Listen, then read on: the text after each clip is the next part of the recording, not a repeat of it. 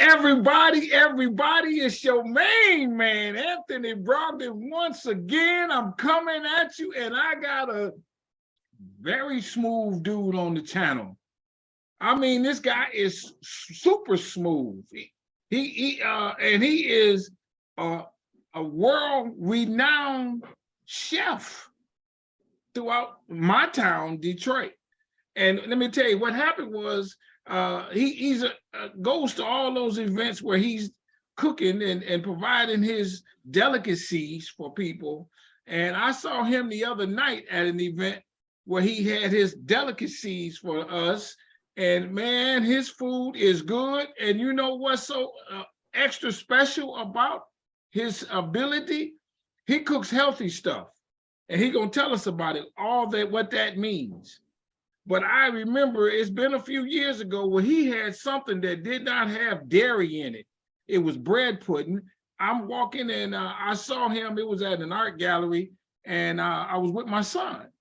And my son, I told him about it, I said, man, now this is gonna be something different. You've never had it before. And he all reluctant, I don't know. Man, he ate it. I think he stole some. Him and me, we stole some. Because they had it in cups. And I took some and I kind of packaged it up where I took a couple extra ones.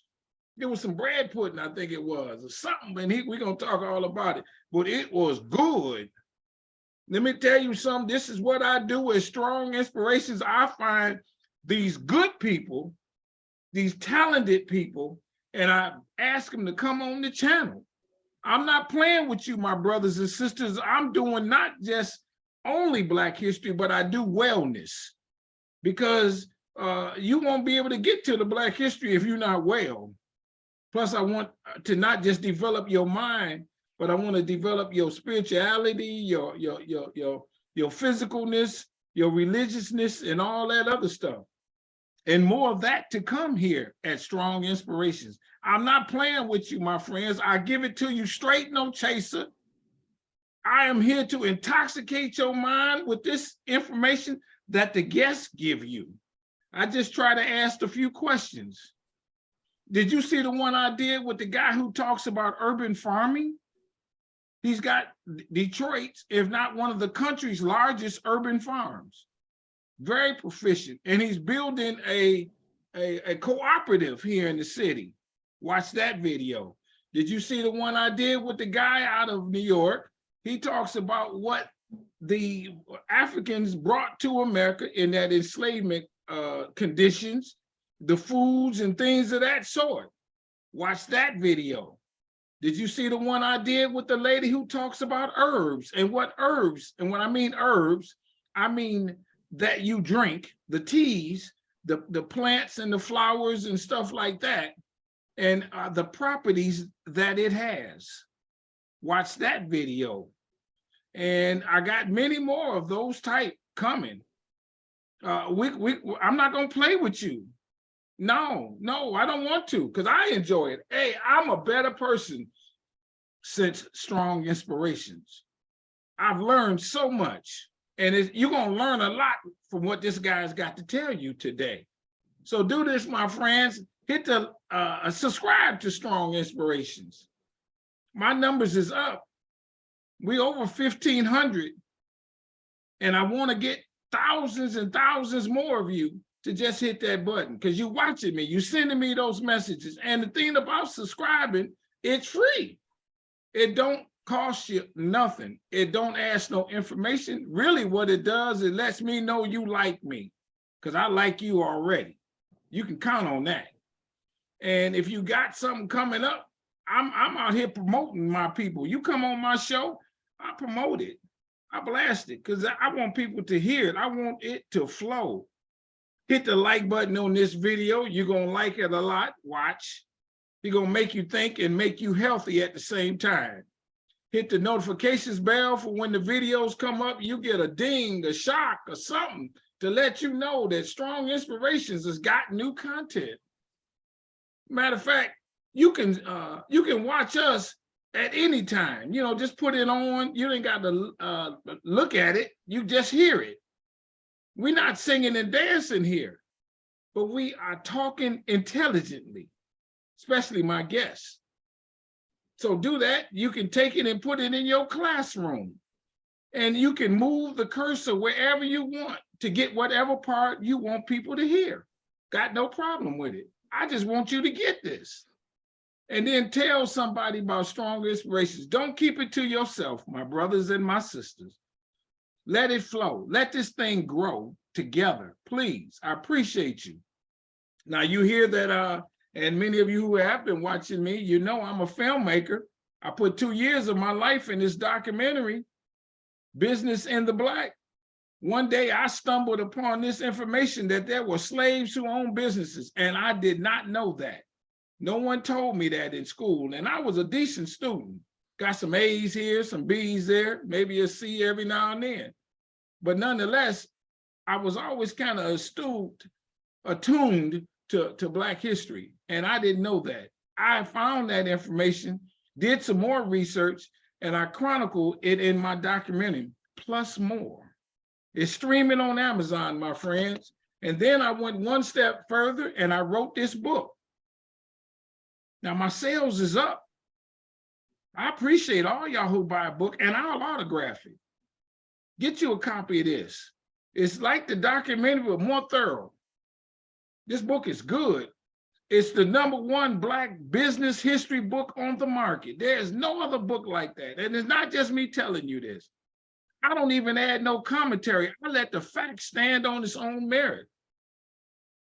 It's not a big book either, and I don't charge a lot. And when you want to learn more of the fact that is cited in this book, I give you the link where I found it. So get you a copy of this. And check this out, my friends. I'm working hard. I'm jamming. I enjoy this. I get some sleep, but I get to working. I'm even doing a stage play here in Detroit, which is coming up March 31st, April 1st, April 2nd at a beautiful venue. We're going to pack that place, where I talk about some of the people that are in my book, rich Black folks in the 1800s. It's going to blow their mind. And I really hope that, and I believe and I pray that this thing goes so well that it's got to tour the country. I'll bring it to you. I want you to know it. You're going to either get the book, you're going to get the DVD, or you're going to watch the play. But I'm going to let you know that there was rich Black folks, because I am, and my aim is to inspire, to educate, and entertain. Now you hear me use this term strong a lot. Strong is my favorite word. I like the word. I like it, and I've said it many a time. I'll embrace the word strong as my middle name. And strong stands for strength, tenacity, resilience, and a sense of oneness, nobility, and grace. And that is my introduction to my guest today. He's a strong brother. And check this out, everybody. He and I are in that same fraternal organization of the Black and Gold. So I know you're going to like this. Come on, my friends. Tell us your name. Let's get it on. My name is Phil Jones, and I am a chef, entrepreneur, and food advocate here in the city of Detroit. I've been cooking professionally, believe it or not, since I was 6. So I've been in the business over 52 years in some form or fashion. More recently, the last quarter to half of my career, I've been focused in on community, healthy eating, empowering people of color, working against a system that works against us, working to change the lives of Black and brown folks on a personal level. So we do this through food, education, cooking great meals, and bringing people together and telling stories about our food, telling stories about our past, and telling stories about what our future should be by not just words, but through our actions. I love it. Thank you for having me, Brother Brogdon. Yeah, yes. And you were talking about. Let me stop you there. I mean, no disrespect, but I got to ask a couple questions about you personally, if you don't mind. So my guests get to know you a little bit. Where were you born? Were you born here in Detroit? No, I was born in Cleveland, raised on the East Coast, New York, Philadelphia, Washington, New Jersey, also in the Caribbean in St. Croix, winding back here in Detroit to take care of elderly family members. My grandmother came back to take care of her father which brought me back because, you know, being a little bit young, I couldn't live where I wanted to at the time, but Sure, sure. I got to a place that's great. I got to a Now, city that I embrace completely. so, but you lived all those places. How did you said at the age of 6, you started liking food and cooking. How did that happen? Well, I was the only child of an only child of an only child. And, you know, with mother and grandmother, they worked, I had to start feeding myself at a pretty young age. Um, I learned how to read from the side of cereal boxes and food boxes, so I learned how to cook early. And being down in St. Croix, we had this festival called this holiday called Three Kings Day, celebrated on January 6th. And my love of people and love of community, I wanted to do something, so I started selling meat patties at festivals in St. Croix. Oh, And it was my first merit badge as a Cub Scout, Weeblo, Boy Scout, and Explorer Scout. So it just seemed natural. I wound up in food. well, okay, let's talk about the St. Croix. Did you live in the black neighborhood? I mean, I guess, is it all black? What's that Oh, experience down there? it's as black as you can get, brother. I live primarily in Frederickstead. Um, Went to school, and you know, St. Croix isn't as developed here as it is here in the United States. So my connection to food was a little different than most of what we have going on here in the Midwest. No running water, no municipal running water to speak of. When I started in school, shoes were actually optional. So it's a completely different upbringing. You could walk out to the side of the road and grab food. You know, sugar cane is plentiful. You can get mangoes, other types of fruits and vegetables just abundantly in the market. My memories of the market is like looking at a box of crayons, so many different wonderful, brilliant colors of different types of food, fresh. And, you know, while we were dependent on a lot of the bigger staples from the mainland, we grew a lot of stuff there. That's where my love of gardening started. Accidentally spit out some watermelon seeds in my backyard and wound up with watermelon plants. And so Oh, started growing for myself pretty early on. okay. I'm gonna stay on that, but I want to divert just a tad. How did do you know where the plantation is? Is that the slavery or anything like that in your family? Do you go back a few generations that you can tell us about? I don't have very many stories of plantation life. My father's side came from Mississippi, and so we do have some of those Mississippi roots. But one of the things is that most of the stories I've ever heard about in my family have been based on entrepreneurship. You know, I come from a bunch of people who hustle for a living in some form of fashion. You know, the more unseemly tales are the parts of my family that ran numbers here in Detroit. But my Okay. grandfather was one of the first contractors for the city of Cleveland. My grandmother was one of the first, well, she was the first Black and the first woman to own a store in a mall in the United States. One of the very first licensed manicurists here in the state of Michigan. Really? So those are the stories I grew up with. You know, we eked out an existence, and it was always some sort of service involved in it on both sides of my family, even though I spent most of the time with my mother and grandmother, not meeting Sure. my father's side until I became an adult. Yeah. Oh man, that's a beautiful thing. So now I gotta ask this. You said she had the first store in a mall or something like that. What was Yeah, that? we were in the basement of Northland with the oldest place. We had a nail salon, and this was in the mid 70s. My grandmother was a manicurist that worked at a lot of different places around the city of Detroit, places like the House of Beauty that were really well known Yeah. establishments. And then in the mid 70s, she decided she wanted to open her own store over at 6 Mile and Bayless. Yeah. And she had this dream of going into the mall. And there had been no true nail salons anywhere. There were beauty salons, but just a pure nail salon was a new concept that had never been done in a mall. And at that time, Dayton Hudson had a very rigorous process for you to become a vendor or a tenant in the mall, and they had to inspect your business. So luckily, the day that the salon was being inspected, she had just got the contract to do the nails for a beauty pageant. And being on the second floor, just in a small space, all these beauty contestants had to line the steps up to the salon.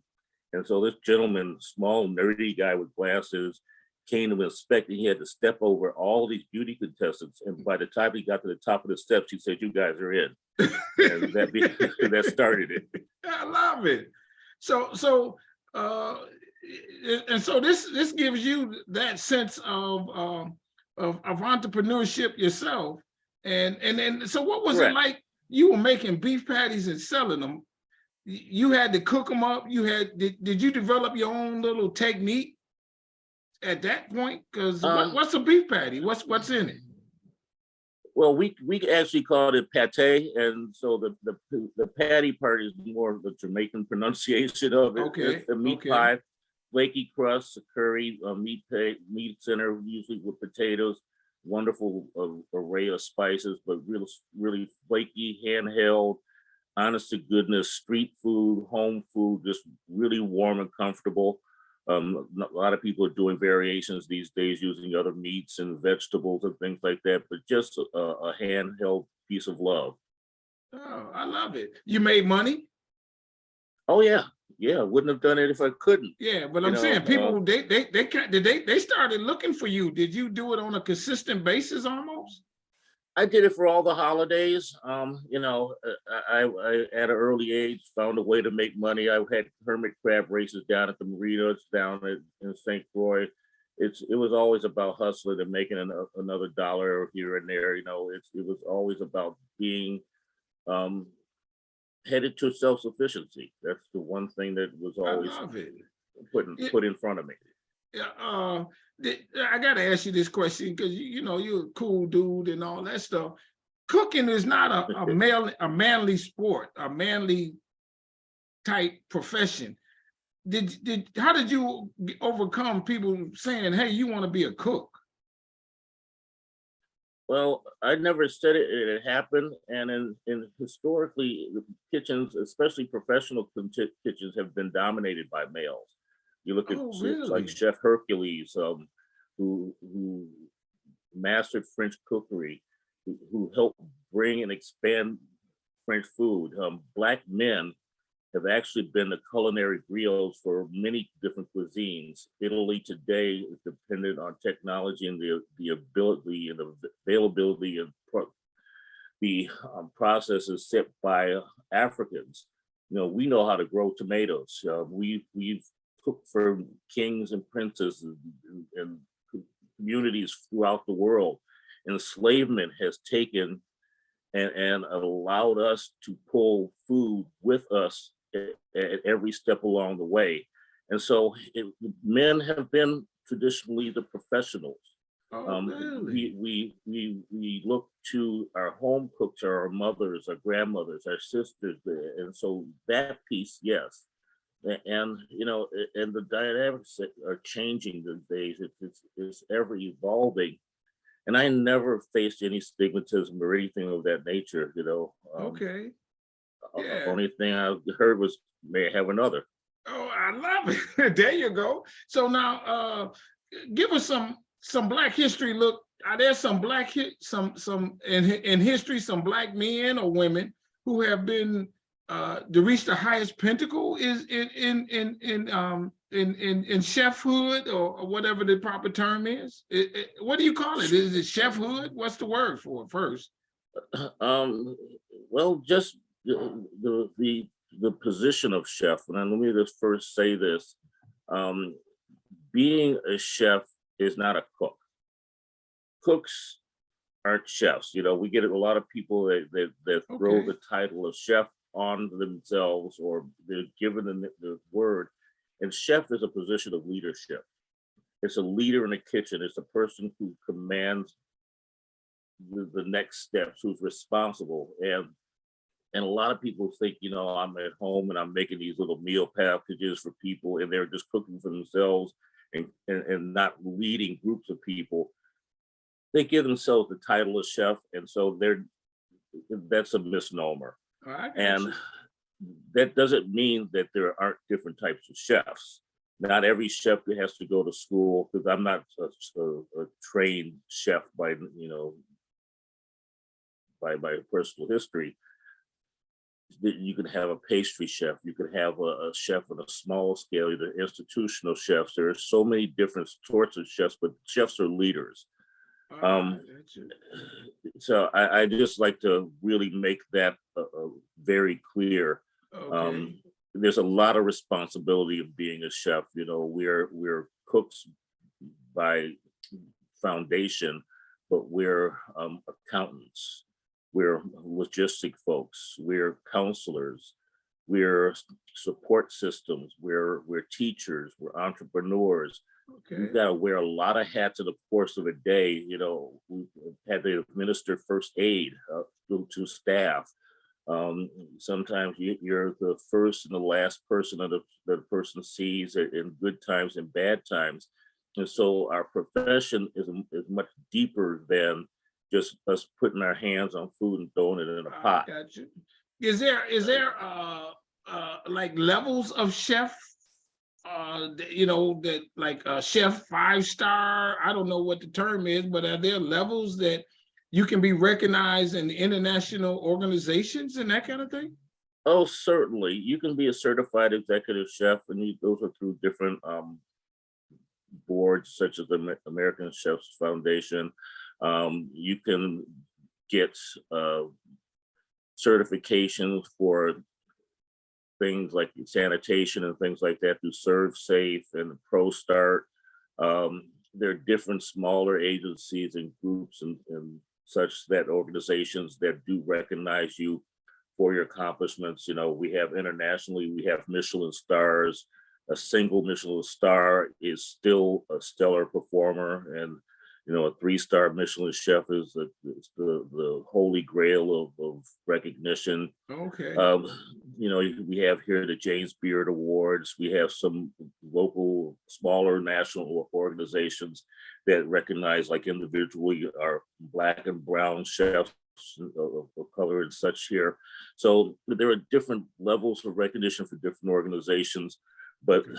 I think that the most important thing is the chef that moves people, I got you. and I it's got you. emotionally, financially, spiritually. Those are the recognitions and the things that are really the things that make a chef stand out. You know, you have It, a wonderful chef like Jose Andreas, but he started a World Central Kitchen where they're going in and fighting to feed people in times of need, like after disasters such as hurricanes. Those are the kinds of things that are most important. is there a black chef that is most world renowned that you either you've met or not met, that is the one that, you know, really his name, her name comes to mind that we should know of, you know, throughout history, even maybe back in the day or something? Well, I'm gonna give us one. Leah Chase with the Dookie Chase down in New Orleans. She's no longer with us, but that family has shown what continued excellence in the culinary world really means. That family has been down there operating that restaurant for many decades, even went through through the horrors of Hurricane Katrina, Yeah, and remained a brilliant piece of the community.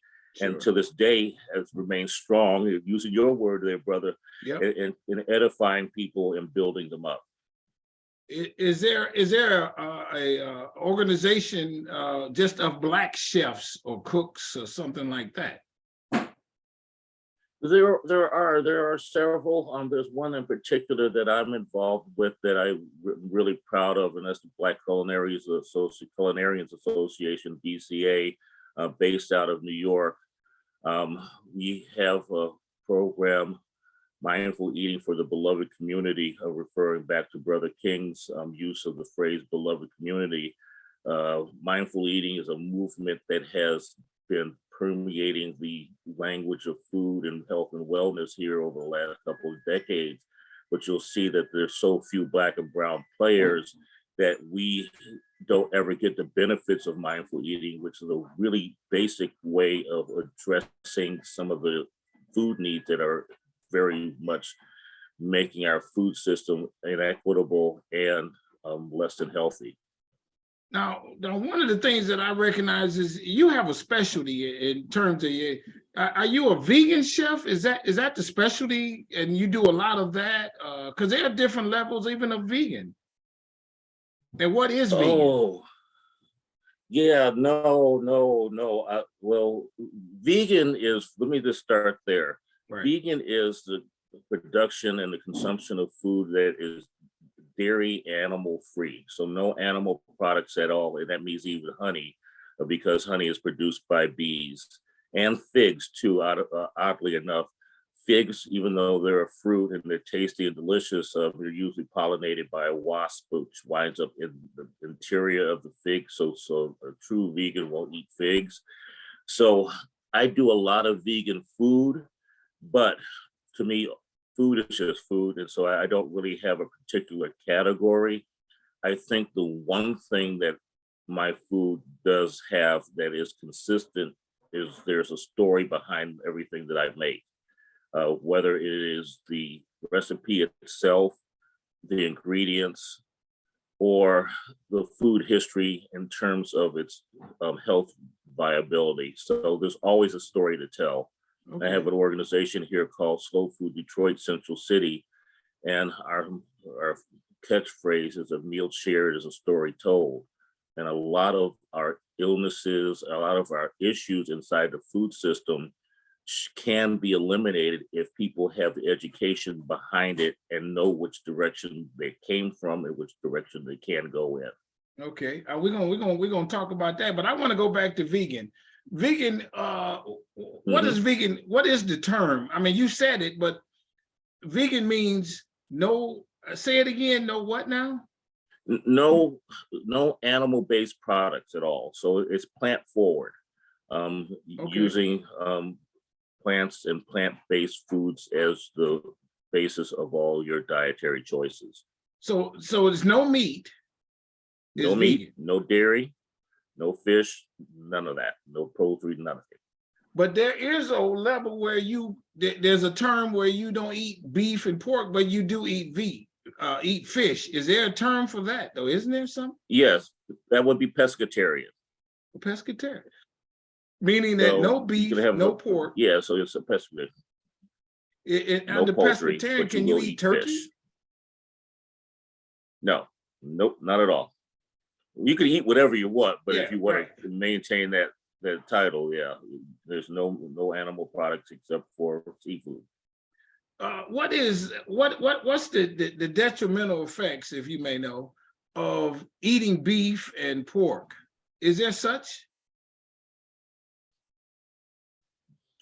There can be, and this is the thing that I take as a position. Whatever path that you choose, it's all about balance. And so you have people doing these keto diets now where they'll eat a bunch of meat and there's no carbs, et cetera, et cetera. But the minute you come off that diet, all that weight will come back. If you do eat beef, pork, chicken, fish, an apple, the thing that I would say is to make sure that they're the highest qualities that you're going to get your hands on. But the biggest thing that we need to do, and we need to do as people everywhere of all origins, we need to really look to have whole foods and to really kind of focus in on plants as a basis for our dietary structure in our lives. Other things that are very detrimental to our health and wellness inside of beef and pork production and chicken farming and such is that they have these horrific effects on our ecosystems. There's wide documentation of leaching of waste products from these large factory farms into our streams, into our ground and our soil, into our air that really offset any benefit that even good meat could have for you. So we have to take all of those things into consideration. And while I have the soapbox sitting here, I'm standing on it firmly. Yeah. You know, a healthy food system also means healthy economics and racial equity. And so inside of these large factory farms and factory operations, there is so much racism and there's so much non-inclusive activity that those things are detrimental to our society and especially to us of color. Sure. And so it goes deeper than just the physical implications. It is about the financial implications and about the policy implications that are behind all of this. And I recommend that your listeners and your viewers follow the activities of the Detroit Food Policy Council. This year in April, we're going to have our 12th annual Detroit Food Summit, and we're going to be focusing in on policy and how it affects the people that are every day in our neighborhoods, because we're never told the depth of policy implications. You know, I'll give you an example. We've got folks fighting a restaurant grading ordinance right now here in the city of Detroit because they're being told that it'll negatively affect Black restaurants. Out of 1,400 restaurants in the city of Detroit, only 140 are Black. Okay. Why all of a sudden is the Black restaurateur important to anybody? And the Black restaurateurs aren't the ones that are doing the damage. It's these chain restaurants that are owned by the majority that will come in and put this bad product into our neighborhood. It's Popeyes and Kentucky Fried and McDonald's. Most of those chains are owned by people that are not of color. Sure. And those are the people that don't want to be graded. Those are the people that don't want to be held to standards. But policy now has things pushed in their favor so they can put that trash in our community. I see. So, you know, so there's a little bit of okey doke going on here. And Okay. so that's part of healthy eating, that we need to know the policies behind our eating. Okay. There's a couple questions I'm gonna pop at you right quick in terms of healthy. If I fry food, what cooking oil should I use that's most healthy? Well, everybody is going to say that they have a preference for one thing or another. Let's just start at the basic facts. All fat is fat. Fat's going to be about 120 to 130 calories per tablespoon, no matter what type of fat it is. So you're going to have to take that into account. If you're frying your food, then you're adding extra calories because of the absorption of the extra fat in there. So if you can tolerate that, that's okay. But you don't want to look to a clean oil. Plant-based oils are good. Avocado oil, your corn oil is questionable because of policy and the way that corn is treated here in the United States. Vegetable oils can be iffy. People say that canola oil causes cancer. So Okay. you've got to look at oil with a keen eye. Your definitely your olive oils and your avocado oils are going to be a little bit healthier, as Okay. would a coconut oil, but fat is fat. So you're just going to have to keep that in mind. One Okay. thing that we have to do also recognize is that our forefathers and our foremothers, our ancestors, used fat and ate fat and consumed it, and they never got sick from it. So we have to think about it. Is it the fat or is it the way it's processed? Oh, And okay. you know, it's over processing of food that's the issue. You know, when you have a ham, that's processed food, but if you put a bunch of salt and sodium into that processing, then that's over processing, and that's the difference. And that's I why we see. suggest that you look at whole foods. I see. Okay, let's go with this one. What about if I don't eat beef, which beef has protein in it, what do I substitute for the protein? Oh my God. Rice and peas, rice and beans is perfect protein. It's a wonderful source of protein. Your legumes. This month we're celebrating with Slow Food International pulses like lentils. That's February 10th. Lentils are a wonderful source of protein. If you don't have any issues with tofu that you might have, you know, some people think that too much tofu can cause cancer. Once again, it's always balanced. It's a wonderful source of protein, but rice and peas is just a great place to start. Okay, let's stay with the rice. White rice, brown rice, what rice is better? Um, your white rices, most of them are going to be a little bit overly processed, but there are some great rices out there. And, Yeah. and rice is an interesting piece for Black folks. People don't know that Africans grow rice. It is through racism and colonialism that rice production was moved to Southeast Asia. And Right. so there is a move now to promote Black rice, Black grown rice, rice of origin from Africa. Here in the United States, we have a rice that we brought here. It's called Carolina Gold, but almost non-existent, and it's making a comeback. And it's a wonderful, wonderful grain. You can get it from places like Anson Mills. You can look over up at Amazon and look for that, which has a lot of our history written into it. Yeah. But once again, it's balance, it's moderation. Okay. You know, I do suggest that our folks look to some of our ancient grains, things that were stripped from our history during the course of enslavement. We have fonio, which is a West African grain, being brought here to the United States and worldwide and given new life. A friend of mine, Chef Pierre Chaum, a Senegalese chef who has a series of restaurants in New York, he has a line of fonio products called Yolele Fonio. Wonderful. It cooks up in 5 minutes. It is as nutritious, if not more nutritious than rice. The plant itself has a deep root system, which loves to do great things with our earth. It keeps our soil in much better condition than the rice, which is, to me, almost cannibalizes the earth, and it's in the way that it interacts with our soil, and it's ours, and it's Okay. delicious. When we talk about healthy eating, what I know moderation is one thing, but like, for example, for yourself, what would you, if I can't eat the animal products, what would be a good meal?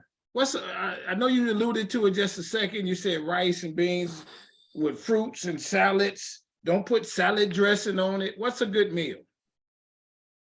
Oh, well, see, I'm not against salad dressing. You know, Okay.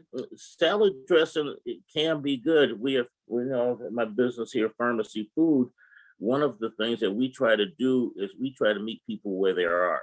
And they're going to want to have a salad. And the salads aren't bad if you got good stuff in it. You've got lovely local produce, some of which you'll be able to get from Baba Malik's and BBCFSN co-op over here that they're building, you referred to earlier.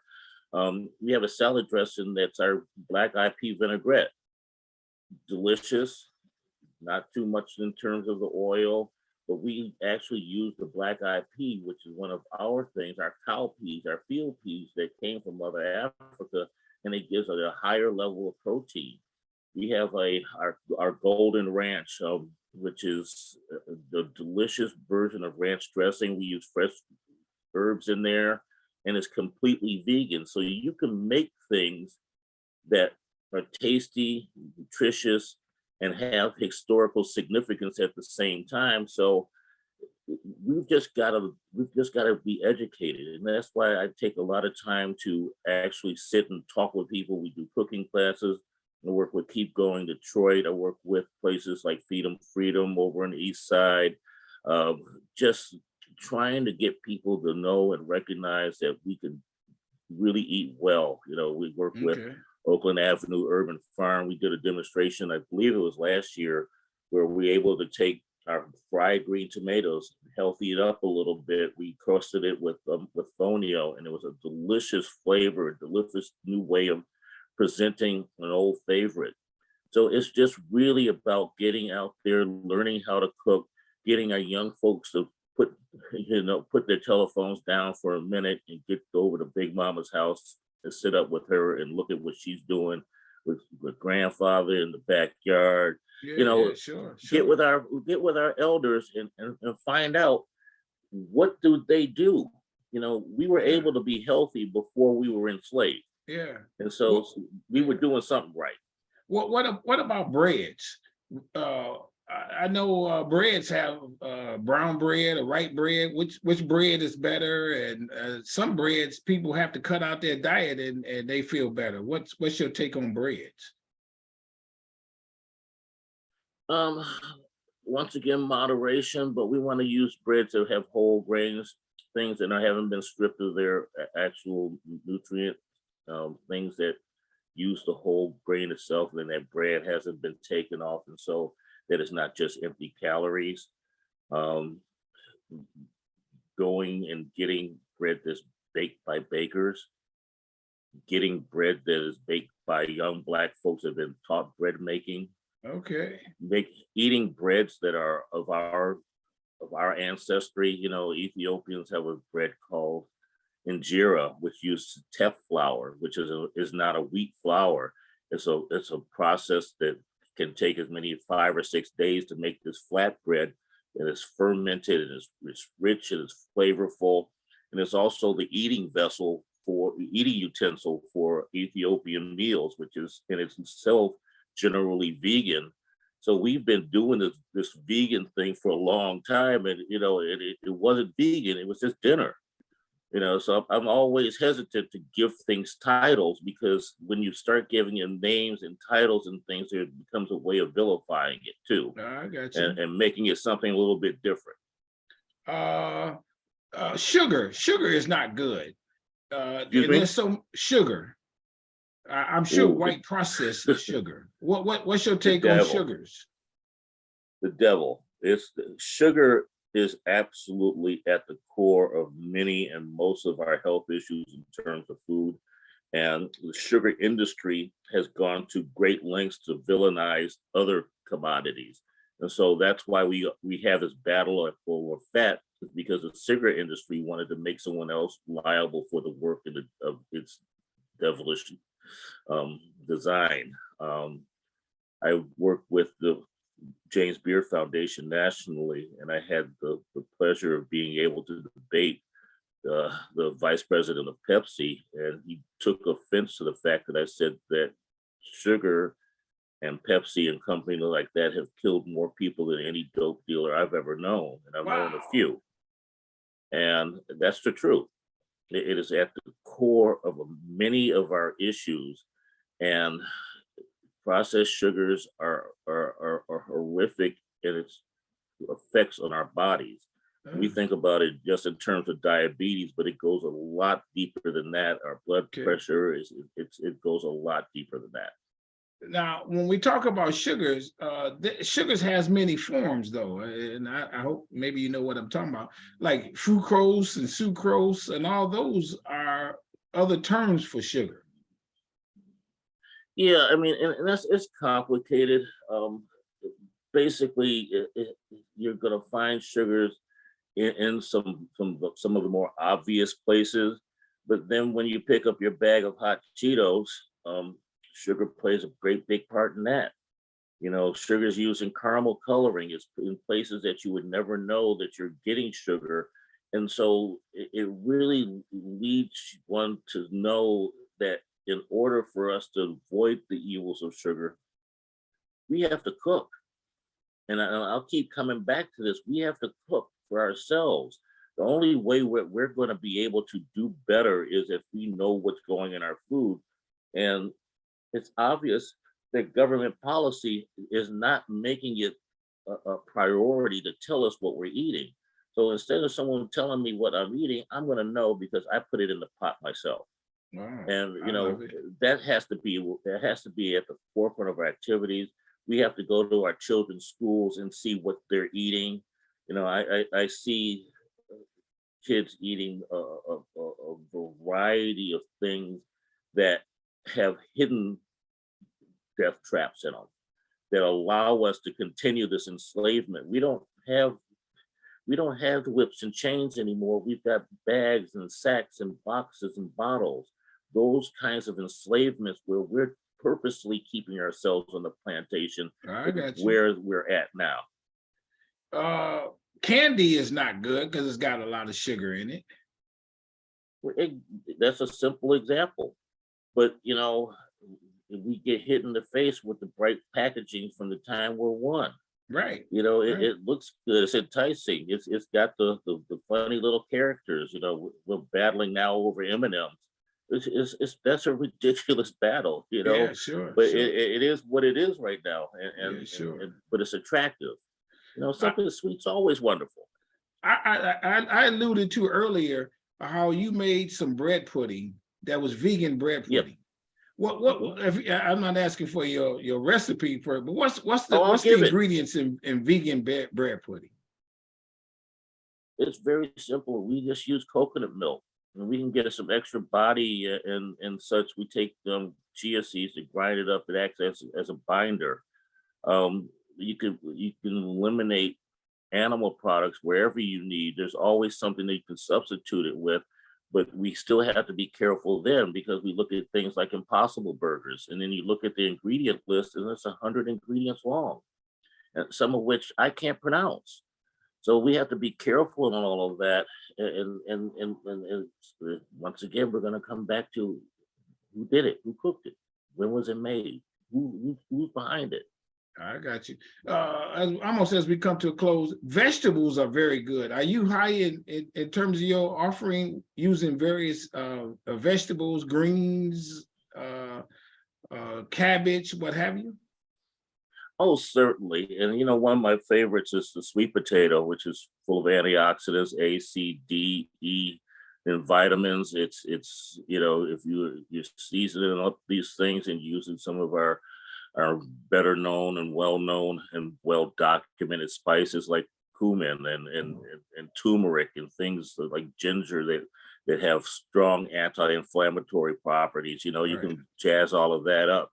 One of our most popular items with pharmacy food is our chana aloo.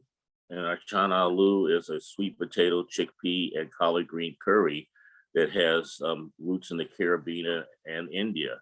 So we're putting all these wonderful things together in new and innovative ways, and it's it's delicious. It's hearty, and it comes from us, and it's simple to make. And we need to get to these whole plants, these whole foods, and if we're going to eat meat, we want to make sure it's the highest quality meat, that the Yeah. meat is ethically raised, and it comes from people we know.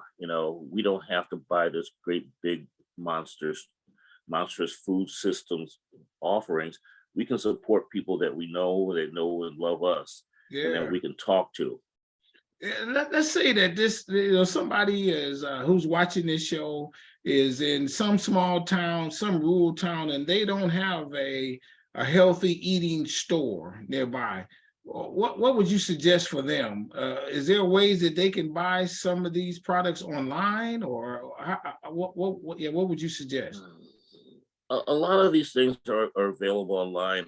Technology makes this stuff available to more and more folks. But what I have to say to this, Brother Brogdon, is that what we need is system change. We need to link folks together. We can't solve the problems of Black rural America's food until we solve the problems of Black urban food. We can't solve Black urban food problems until we solve the Black urban and rural food issues in Caribbean through South America and back to Africa. We have to link back to the homeland. The child needs to be reestablished and reattached and um, united with Mother Africa, because they face the exact same food issues that we face. And the reason that we all face these food issues, that we have a common enemy, and we don't have to give it a name, we don't have to give it a face or a color, but we face a common enemy that has to be overcome, because if we don't do it together, it's going to keep tearing us apart physically, emotionally, and financially. I've on the show here, everybody, I got a gentleman who is a rice farmer out of South Carolina. He grows Carolina Gold rice, and he says Okay. you can go to his website and order the rice, and they'll ship it to you. So I mean that's an option, and then there's probably Black farmers and so on and so forth that you can order by just Googling their name and then understanding some of Yep. the things that you need. So there's ways to get those foods. that will be more healthy Yep. and so on and so forth. Well, give us the name of your company again and your website and how people can learn more about you and utilize your services. Well, you can get in contact and check us out at pharmacyfood.com. That's www.pharmacyfood. That's pharmacy, pharmacyfood.com. Once again, pharmacy with an F. You can look us up online. You can check us out on Facebook, Twitter, and Instagram. You can look for me on all of those platforms as Chef Phil Jones. If you just got any questions, please feel free to reach out to me personally. I encourage you to come to Detroit Food, reaching out this year, talking about policy and its connection to the neighborhood. That's going to be in April. That's at the Detroit Food Policy Council. Once again, the Detroit Food Policy Council, birthed here in the city of Detroit from the DBCFSN. Brother Baba Malik, who's opening a co-op there on Woodward. So we're all tied in together. You can reach out to any one of those organizations, find me. But I say the first thing you need to do is reach out to your elders. Sit down with them, get your family's recipes, find out where you came from, why you all ate what you ate. That might give you an inspiration as to what you need to do right, what you need to do differently, what you've been doing right. Find those things out and lean upon the wisdom of our ancestor. And I say wisdoms. I say wisdoms on purpose because it's more than one thing that we can gather from them. Have you done it, or are you thinking of writing a book so that we can understand more of what healthy eating is and that kind of thing? I am coming out with some books and some digital content that will speak to healthy eating. Yes. Or health and wellness in general. Our mission at Pharmacy Food is to make health and wellness radically accessible and affordable to all people. So you'll be seeing it coming up in a couple of different platforms, some of which are going to be absolutely perfectly free, and most of which will be perfectly accessible at most times. So you'll just keep a lookout. Well, we're going to put it in the description here. We're going to stay in touch with you, Brother Phil. And everybody, this is what I do with Strong Inspirations. I'm coming at you from all angles. I got an expert on the channel today. One of I know Detroit's finest holistic veganist chefs, and is really becoming to explode on the national level. And I'm telling you, that bread pudding was good. Man, I don't know what it was, but that bread pudding, I'm telling you, we took extra cups. And I apologize to those who didn't get any. It's years ago and they can't find me. But in any event, we're gonna put the website. We're gonna stay in touch. Everybody, look him up. Send him a message. And quite possibly there might be something that now. Do you ship any products, any dishes? Are you able to do that? We do to a small degree. We're getting ready to do a bigger launch of our dressings and our beverages.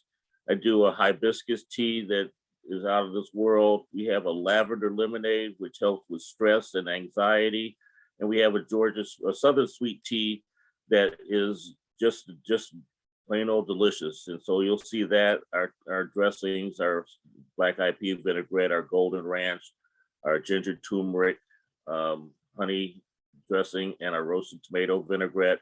Those will be coming out to a store near you very shortly. Oh, I love it. We're gonna stay in touch. And I'm gonna blast when it's ready for everybody, because I want you, my viewers, to be more healthy so y'all can watch me longer. How about that? I got, there's a way around it so that I can keep inspiring you and educating you, and y'all can keep passing it along, and how this thing flows. And so to you, my brother, I say this. Oh, before I say to everybody, check me out. Go to businessintheblack.net. And go to his website, everybody. It will be in the description. And check this out. I mean this with all sincerity, I want you to stay strong, stay safe, stay on your grind. You jamming now, and you'll be jamming bigger sooner, because you own to something. Because ain't nobody can disagree that eating healthy is great. Because I remember as a kid, and my mom, this is what she did. We would cook fried chicken. I don't know what grease. Then she would take flour and put in the grease and make gravy. And I don't have no heart problems as I know of, but I don't think that was a good thing as I look back on it. And I eat fried chicken, you know, every Sunday almost. But nonetheless, I'm conscious now, and it's because of people like you, my brother, that is making me more conscious, and you too, my viewers. Become that way, please. And so stay strong, stay safe, stay on your grind once again, and we'll be back in touch. Everybody, with that, I'll say bye-bye, we out. Thank you. Thank you for having me. Yep.